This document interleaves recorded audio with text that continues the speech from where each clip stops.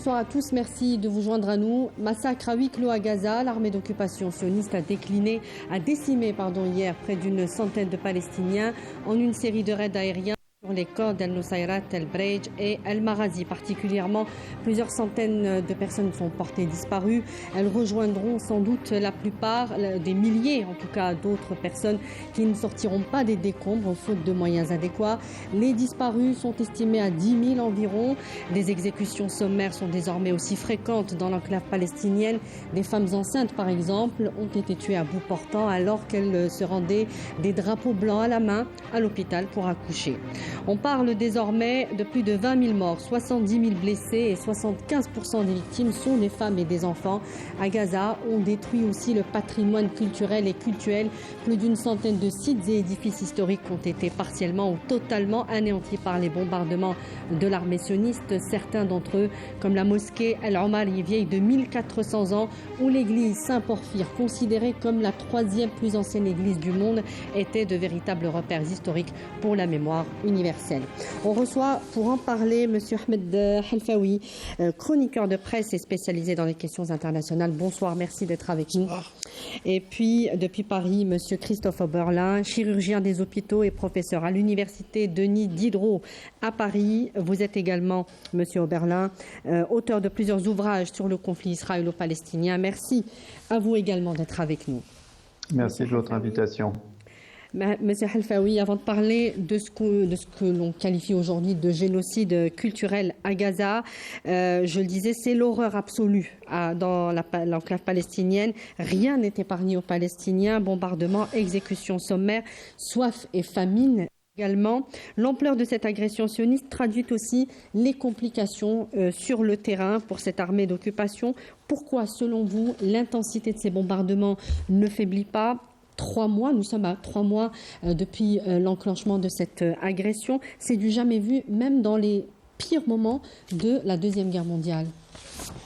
En fait, je pense que nous sommes en pleine rupture épistémologique dans le cours de l'histoire de l'humanité.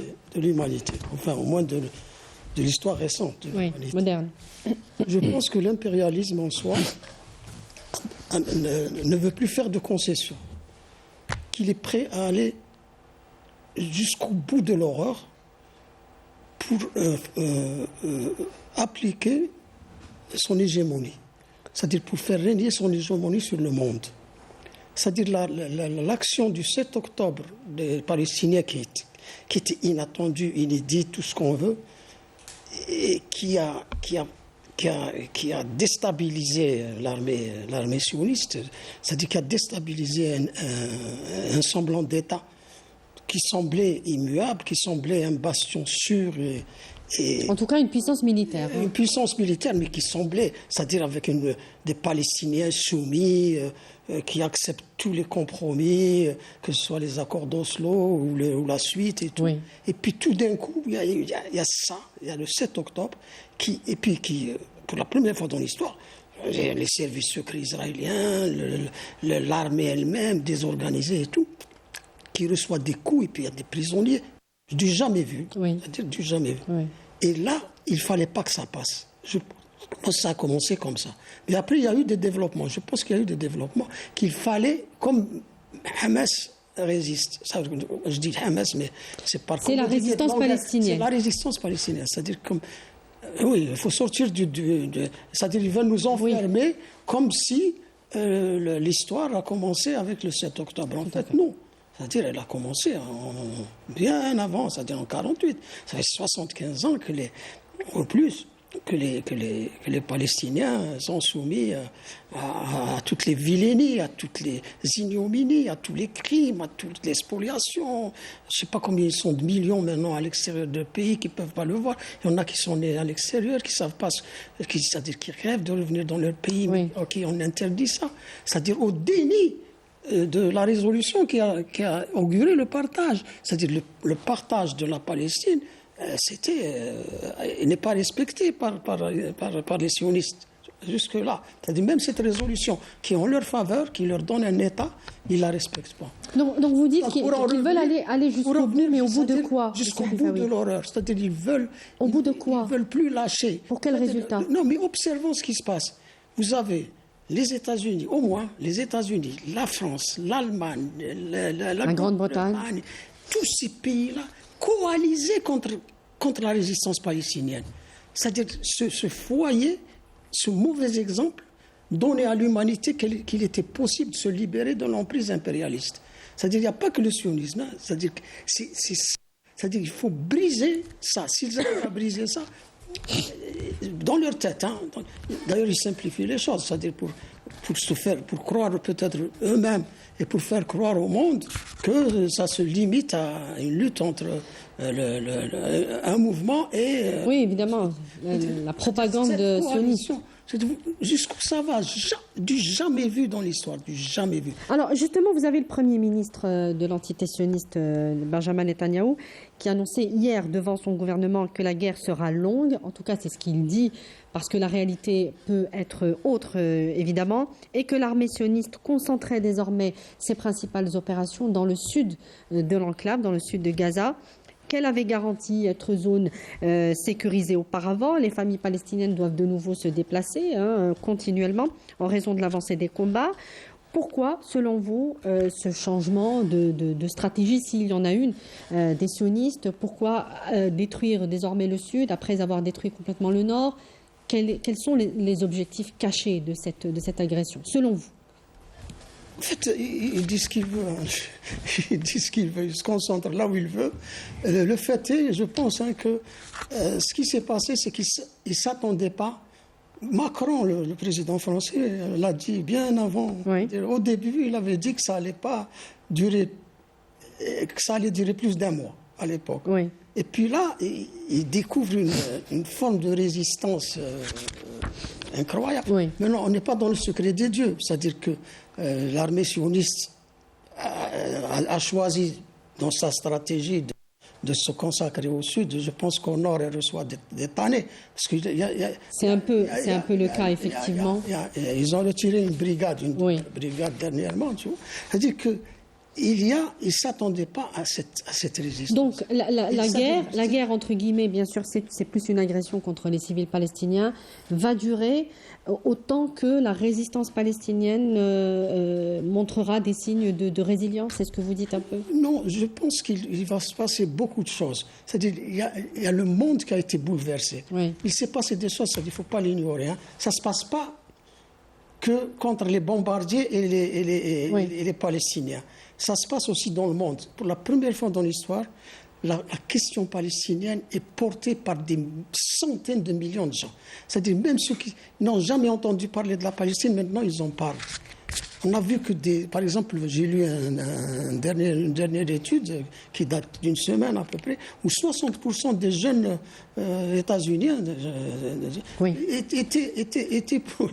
C'est énorme, effectivement. C'est énorme ce qui s'est passé. Avant la Palestine, c'était un coin perdu, un conflit entre Arabes et Juifs et tout. Puis tout d'un coup, tu vois, c'est-à-dire, on voit la dimension humaine et les dangers que court l'humanité à laisser faire un tel massacre sans réagir. Donc c'est la dimension humaine qui pourrait être la clé. Il y a la pression des opinions. Oui. Et puis même l'édifice médiatique occidental est en train de se fissurer. Oui. C'est-à-dire parce que quand même, il y a certains qui ont une conscience. L'argent ne peut pas tout acheter. Oui. Même si les médias sont entre les mains de salopards, je m'excuse, je ne devrais pas, mais c'est-à-dire de criminels, il y a quand même des limites à l'obéissance. Oui. Et c'est pour ça qu'on voit qu'il y a des brèches qui s'ouvrent, que les gens commencent à se parler. On va poser la question à Christophe Oberlin. Ces dernières semaines, on a parlé de pressions américaines sur les sionistes pour changer de gouvernement, avec départ de Netanyahou, de réduire l'intensité des bombardements, de faire entrer à Gaza plus d'aide humanitaire. Rien de tout cela n'a été observé. Une résolution du Conseil de sécurité a même été votée dans ce sens. Est-ce que cette armée d'occupation est devenue, selon vous, incontrôlable, où il y a bien la stratégie du chaos, tout détruire, pour on posera la question aussi sur les pays voisins. Est-ce qu'il ne s'agit pas de mettre la pression sur les pays voisins pour accueillir les Gazaouis qui sortiront indemnes de ce massacre? Écoutez, je crois que la première partie du débat, les questions que vous posez et les très bonnes observations de M. Al-Faoui montrent bien comment se situe le problème. Je crois qu'aucun des observateurs et observatrices ne sont en mesure de trouver, d'expliciter une attitude cohérente de la part d'Israël. Je pense que les plateaux de télévision pour analyser la position israélienne et ses actions actuellement, finalement, devraient comporter pratiquement exclusivement des psychiatres. Car ce qui se passe en ce moment relève de la psychiatrie. Voici un État qui a un siège au niveau des organisations internationales, un siège d'ailleurs qui est un siège éjectable, car on se souvient par exemple que l'Afrique du Sud, pour fait d'apartheid, a été exclue des Nations Unies, et ce processus pourrait arriver si le droit de veto des Américains n'était pas était toujours fonctionnel. On sait que l'Assemblée générale des Nations unies peut exclure un État, mais uniquement sur proposition du Conseil de sécurité, donc ça verrouille complètement le système. Par contre, ce qu'on voit, c'est toute une série de ces organismes internationaux, que ce soit le secrétariat général de l'ONU, l'Organisation mondiale de la santé, qui fait d'énormes efforts, et pas simplement aujourd'hui, moi j'en suis témoin depuis plus de 20 ans, l'Organisation mondiale de la santé produit par exemple tous les mois des rapports sanitaires extrêmement précis qui montrent d'ailleurs que le système de santé palestinien, et celui de Gaza en particulier, présente tous les critères d'un système de santé de haut niveau. Vous voyez ?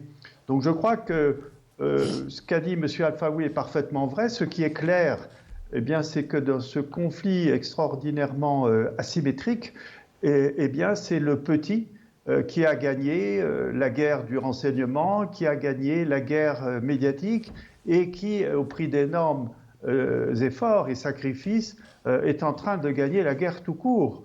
Donc c'est effectivement un événement historique qui doit tous nous faire réfléchir et conduire vraisemblablement à une réforme d'un certain nombre d'organismes des Nations Unies. Est-ce que cela vous semble possible dans l'ordre des choses qui est établi aujourd'hui? Vous avez parlé de l'Afrique du Sud qui avait été éjectée de l'Assemblée générale des Nations Unies. Est-ce que cela vous semble possible aujourd'hui, à l'époque du régime d'apartheid évidemment? Est-ce que cela vous semble possible aujourd'hui? C'est assez inimaginable. Écoutez, c'est ce qui s'est passé avec feu la Société des Nations. La Société des Nations est morte de n'avoir pas su réorganiser le monde. Aujourd'hui, nous sommes dans une phase d'instabilité extrême et j'espère, comme M. Al-Faoui, que cette prise de conscience qui est indéniable, les votes, par exemple, des Nations Unies ont été massifs, les assemblées des citoyens du monde, partout sur la planète, vont dans le même sens, qui est dans la demande de cessation de l'impunité. Vous voyez ? Donc, dans le scénario optimiste, il devrait y avoir des réformes, en particulier au niveau des Nations Unies. L'avenir nous le dira. Monsieur Al-Faoui, sur la radio de l'armée sioniste, un commentateur reconnaissait qu'après plus de 2 mois de combats terrestres, les terroristes, comme ils le disent évidemment, en parlant de la résistance palestinienne, ne hissent toujours pas de drapeau blanc. Ils ont appris à connaître nos points faibles et à savoir où nous frapper. Donc reconnaît ce commentateur militaire à la radio de l'armée. Des propos rapportés par le quotidien français Les Échos. Qu'est-ce que cela nous dit, selon vous, sur le cheminement de la guerre? Parce que nous sommes après 3 mois et c'est le flou total. Et qu'est-ce que cela nous dit aussi sur l'organisation de cette résistance palestinienne qui défie tous les pronostics, visiblement, qui ont pu être faits? Que toutes les résistances populaires ont ce génie de déjouer tous les plans de l'occupant. Alors nous avons vu le FLN, oui, chez nous, sorti de rien. C'est-à-dire que la résistance palestinienne, puis ses racines, dans la population palestinienne, Oui. dans la souffrance. Elle s'est préparée. Et non, mais ce qui a l'avantage de la résistance aussi, c'est que l'occupant, en général, pour des besoins de propagande d'abord, mais aussi par hubris, on appelle ça l'hubris, une arrogance démesurée. C'est-à-dire simplifie les choses. C'est-à-dire il essaie de simplifier les choses en disant que j'ai la puissance et puis j'ai affaire à quelques... Donc il n'a pas vu cette résistance s'organiser, se préparer. Je pense que je ne sais pas, je ne sais pas. C'est Mais je son pense arrogance, que par comme vous le dites. mépris, parce qu'il faut qu'il méprise. C'est-à-dire l'occupant a toujours tendance à mépriser l'occupé, c'est-à-dire à le coloniser. Et là, ils en reçoivent plein dans la gueule. C'est-à-dire les autres, ils ont passé toute leur vie à réfléchir à la façon de se défendre. Mais est-ce que nous sommes à une espèce de croisée des chemins aujourd'hui? J'ai dit qu'il y a une rupture épistémologique. Je parle évidemment, pardonnez-moi, je parle évidemment dans Gaza et dans la résistance palestinienne en elle-même. Est-ce qu'il y a cette volonté d'en finir avec, évidemment qu'elle y est cette volonté, mais est-ce qu'elle peut y parvenir avec les conditions actuelles, cette guerre qui, comme nous le dit Christophe Oberlin, qui est perdue aujourd'hui sur le plan médiatique, sur le plan de l'opinion internationale par les Occidentaux? Je ne crois pas qu'en massacrant des civils, ils vont gagner. Je ne pense pas. Et je pense qu'ils n'ont pas atteint leurs objectifs concernant la résistance. Je pense qu'ils n'ont pas affaibli la résistance. Je ne sais pas le potentiel militaire de la résistance, on ne le connaît pas, c'est quand même, ça relève du secret, sinon les sionistes le sauraient les premiers. Je pense qu'il y a des capacités de résistance qui sont encore très, très, très, très grandes, qui peuvent infliger des souffrances.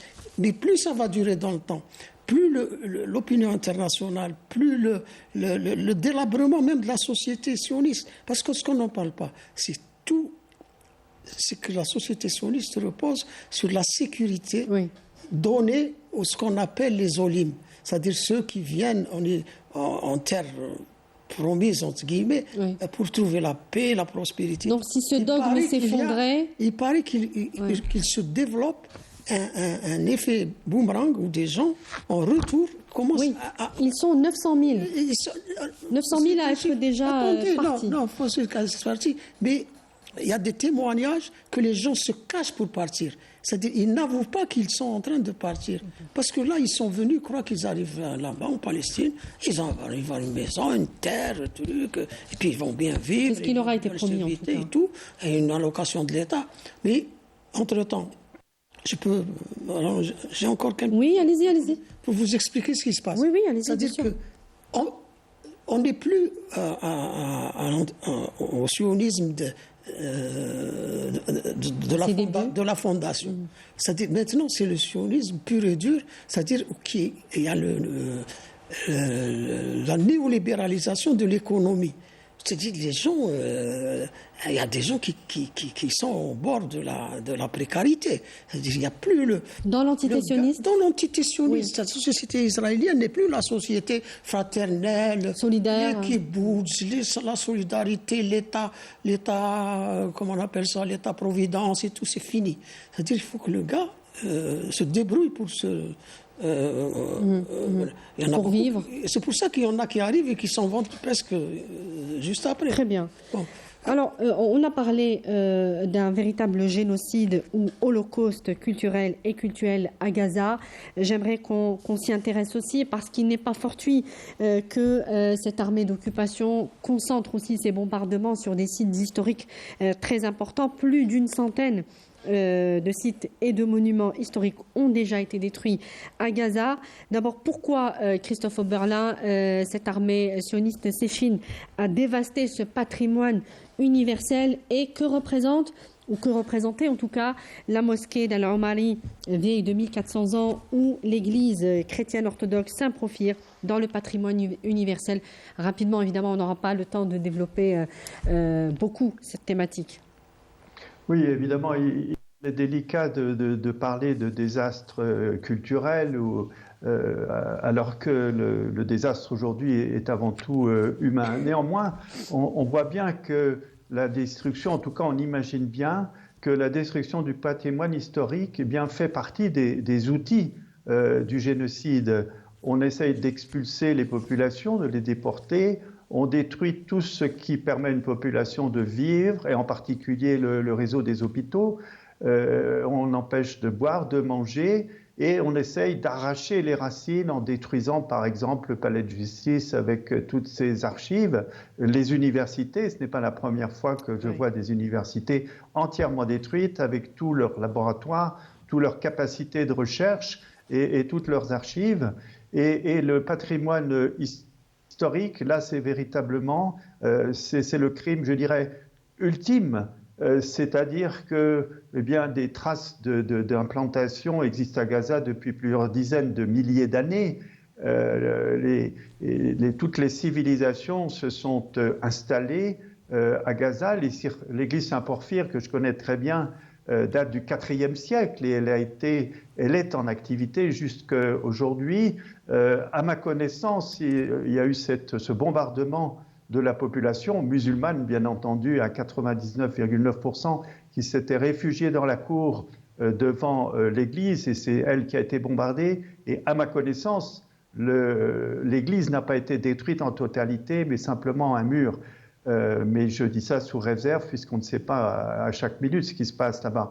Par contre, la mosquée Al-Oumari, véritablement, c'est un énorme crime. Je la connais très bien, c'était le joyau de Gaza, perché au sommet de la ville, de la vieille ville, et surtout un symbole extraordinaire, puisque, on le sait, les lieux de culte se sont toujours implantés sur des sites un peu en hauteur, dans un environnement esthétique, et c'est le cas de tous les sites qui se sont implantés à Gaza avec... au début, c'était un temple dédié au dieu de la pluie, le temple de Marnas, et puis après, ça a été une merveilleuse église byzantine. Et puis quand l'islam est arrivé, et on ne le dit pas assez, il y a ce pacte omarien qui fait que selon Omar, eh bien, on a divisé les lieux de culte, on a partagé. Et l'église Saint-Porphyre est restée au culte chrétien, tandis que la mosquée, ou plutôt l'église Eudoxia, c'était son nom, eh bien, été transformée en mosquée, puis à nouveau en cathédrale à l'arrivée des croisés, qui ont respecté en partie le monument, qui l'ont agrandi, qui ont fait un clocher. Et puis au départ des croisés, c'est devenu une mosquée, et surtout depuis le XIIIe siècle, eh bien, cette ancienne cathédrale devenue mosquée n'a pas vu son architecture modifiée en quoi que ce soit.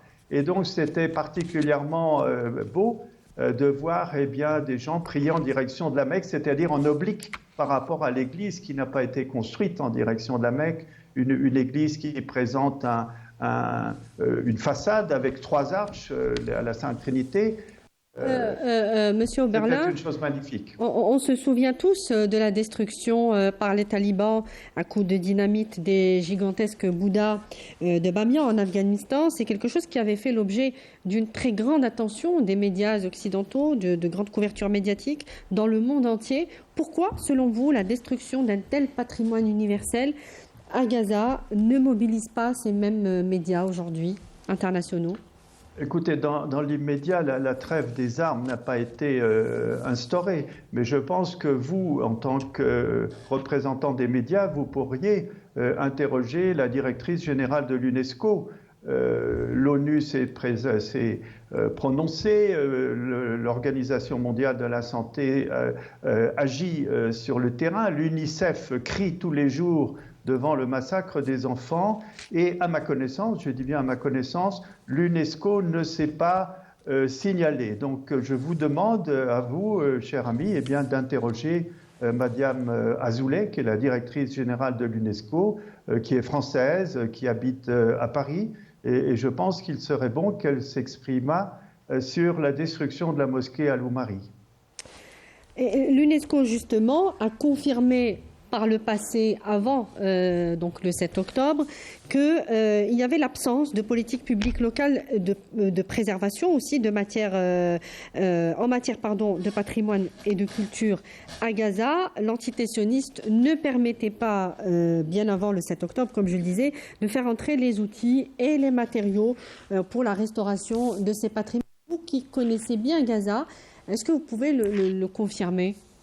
Alors, je l'infirme dans le sens de votre question, c'est-à-dire ce n'est pas parce qu'Israël a instauré le siège que l'administration de Gaza, les artistes de Gaza, les archéologues n'ont pas continué à travailler. Si on avait un petit peu plus de temps, je vous expliquerais comment on a tordu le cou au droit, entre guillemets, pour continuer à apporter une aide, notamment financière, à la maintenance du patrimoine culturel de Gaza, en particulier pour les vestiges gréco-romains, le port de Blakia en Tédon, et également pour le monastère de Saint-Hilarion, qui est probablement le plus ancien monastère de la région et qui possède des mosaïques merveilleuses qui ont fait l'objet d'expositions internationales. Tout ça est une longue histoire. Et je voudrais citer Jawdat Al-Koudari, qui est le principal, je dirais, conservateur et archéologue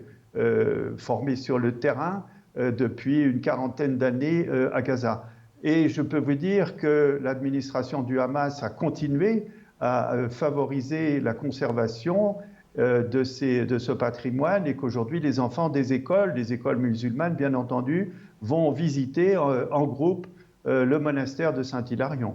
Donc cette bande palestinienne, cette enclave palestinienne administrée par le Hamas n'est pas celle qui est présentée par les médias occidentaux comme une espèce d'enclave rejetant tout ce qui viendrait de l'Occident, montrant de la haine, exprimant de la haine en direction des cultes différents du culte musulman. Vous qui vous rendez encore une fois, vous rendiez avant le 7 octobre souvent dans la bande de Gaza palestinienne? Écoutez, ça fait 22 ans que je me rends à Gaza, 3 fois par an. J'ai publié, pardonnez-moi, 7 livres, dont un sur les chrétiens de Gaza, qui d'ailleurs a été primé. Je ne dirai pas tout ça pour me mettre en valeur, évidemment, mais pour signaler tout simplement qu'on peut aller à Gaza, on peut enquêter, on peut faire parler les chrétiens qui vivent dans l'harmonie interreligieuse parfaite. Il y a beaucoup d'exemples de fraternité à tirer de la bande de Gaza. Je reviens à vous, Ahmed Halfaoui. On revient à la question politique qui va donc... D'ailleurs, qu'est-ce qui reste à la question politique après un massacre pareil ici, quand il s'arrêtera en tout cas, après ce génocide? Qu'est-ce qui restera à la question, à la dimension politique de ce conflit israélo-palestinien? Est-ce que vous pensez qu'il peut y avoir une solution politique désormais? Non, je trouve très perspicace ce qu'a dit Christophe Oberlin à propos de la SDN. Je pense que l'ONU a atteint son seuil d'incompétence. Elle l'a atteint déjà à plusieurs reprises dans l'histoire. C'était assez frappant. Mais là, on a atteint un paroxysme. Le paroxysme. On a vu les prémices avec l'Ukraine. Et puis donc la solution politique ne se fera pas dans les arcanes des Nations Unies. Je ne crois pas. Je pense que ça va se jouer sur un rapport de force entre l'opinion publique internationale, ce qui va se passer à l'intérieur de l'entité sioniste elle-même, parce qu'elle est en train on ne sait pas combien ça va tenir cette société qui est en train de se délabrer elle-même. Pourquoi on parle de ce délabrement, de cette déliquescence de la société israélienne? On a dit qu'elle reposait sur une mythologie. Oui. La mythologie d'une terre promise avec tout ce que ça... C'est-à-dire coule le lait, le miel... Mais elle a un bailleur de fonds, des bailleurs de fonds qui peuvent la maintenir encore c'est-à-dire que maintenir... Non, ils mettent plus d'argent, justement. Il n'y a plus d'argent qui coule. C'est-à-dire, mais non, le sacro-saint néolibéralisme empêche l'État sioniste de donner un dinar, un sou, un shekel. Je parlais des bailleurs de fonds internationaux, je parlais des Américains. Mais ils peuvent ramener, mais ça ne sera que des aides. Mais par rapport au flot, c'est par rapport à l'État-providence, ça représente une sorte de charité. Non, mais ça... En fait, ce qui va se passer, c'est-à-dire à l'échelle internationale, c'est-à-dire on oublie aussi que le monde occidental est en crise. C'est-à-dire qu'aux États-Unis, par exemple, ou en France, c'est-à-dire il y a un effondrement aussi économique et social étouffant. Politique, d'ailleurs. Ça se voit au niveau politique. Il y a une dégradation de la qualité du personnel politique. On n'a jamais vu ça. C'est-à-dire on a vu que l'indigence intellectuelle de certains dirigeants, on a vu la simplification des idées, les gifles que reçoit ce gouvernement à chaque fois, les contradictions qui les agitent. C'est-à-dire ce qui se passe à l'Assemblée française est le signe aussi d'une dégénérescence de l'establishment. C'est-à-dire on arrive à un seuil je ne dis pas révolutionnaire, mais au moins pré-révolutionnaire, où il y a en tout cas, jusqu'à présent, il n'y a peut-être pas de force alternative. Mais la décomposition sociale est... On a vu que la France, par exemple, a subi 2 grands mouvements de contestation, sans compter les gilets jaunes. Hein. C'est-à-dire, aux États-Unis, ça ne se voit pas, parce que c'est un État...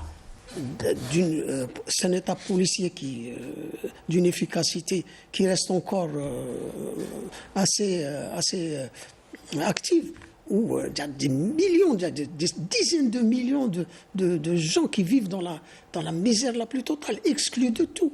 Il y en a qui n'ont même pas le droit de vote parce qu'ils n'ont pas de logement. Oui. C'est-à-dire que, non, il y a ce monde-là, il y a des conditions aujourd'hui défavorables, c'est ce que vous dites un peu. Bien sûr. Oui. Mais qu'est-ce qui va se passer, on va dire, dans les semaines à venir, si ce génocide devait s'arrêter, puisque, on le sait, les Américains commencent à un petit peu ralentir la cadence. Je pense que la pression internationale... Via le pont non, parce qu'il y a, militaire. Même en Occident, il y a quand même des... il faut citer que certains pays occidentaux ont dénoncé.